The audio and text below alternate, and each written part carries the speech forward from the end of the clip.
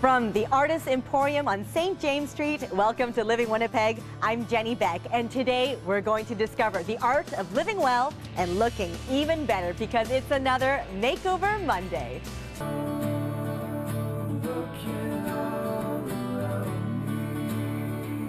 Loving everything that I see.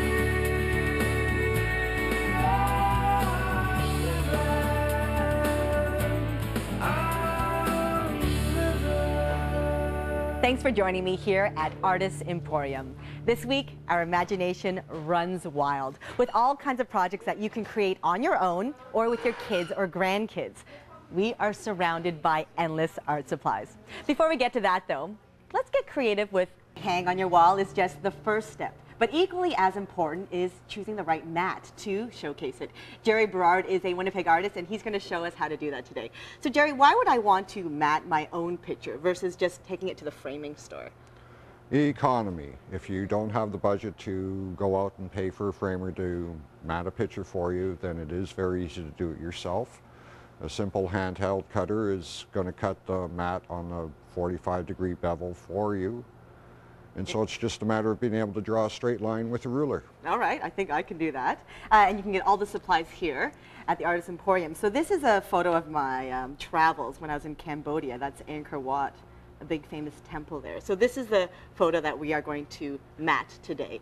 So let's talk about the tools that we need. Okay, for basic, simple home operation, you need a bevel cutter that's going to lay down flat on your mat and insert the blade. And that give you that nice little detail along the side instead of a straight cut. Yep.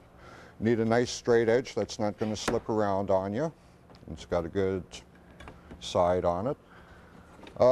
T-square or any type of square to square up the mat boards because they are not guaranteed square from the manufacturer. Basic utility knife. And a pencil. That's all you need to get started. All right, well, let's get started. So I know you have pre-measured all that we need, so I guess I can make the first cut then? Yeah, I just want to mention that we went with the standard 11 by 14 frame in order to fit your picture into, and that's why we have simple measurements made out. All right, now this is a special paper, so it's a bit thicker, right? So I just need to line that up. And now do I want to cut on the inside of the line there? Anywhere on the line, inside, outside, but on the line's always best. All right. We are doing a double mat here, so I'm just cutting the beveled edge of the inside mat. Okay, let's see how that turns out, Gerry. I believe you're getting pretty darn good at this already. Ah, look at that. Pops right out. Okay, now we have some tape here. What kind of tape is this? This here is a hinging tape, so that if you were working with a more valuable piece of artwork or anything, then you'd actually want to hinge it on. Okay, and then why does someone want to mat a picture versus just sticking it in a frame?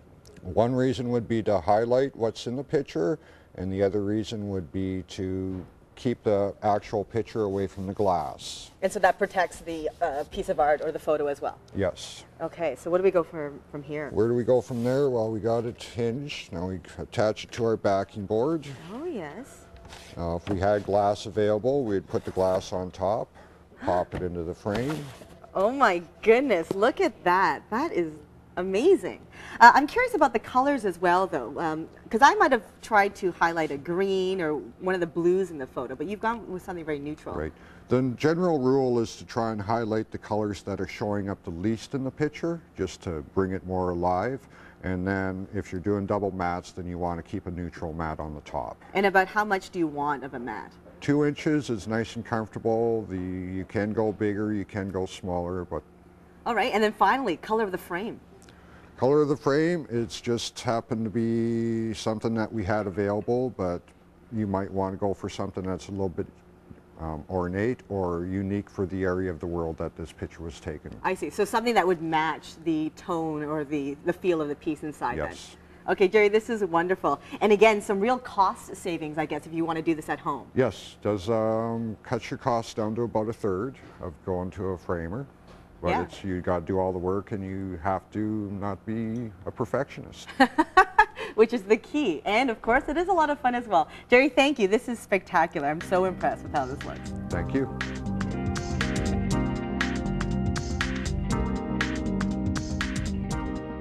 Doesn't this look great? A mat can really complement your photo or art, and you can find everything you need to create your own mats at Artist Emporium on St. James Street. You can try this and lots more at their workshops. Go to their website, artistemporium.net. I probably had a bad case of hat head that day in Cambodia, but it was pretty hot there. Well, let's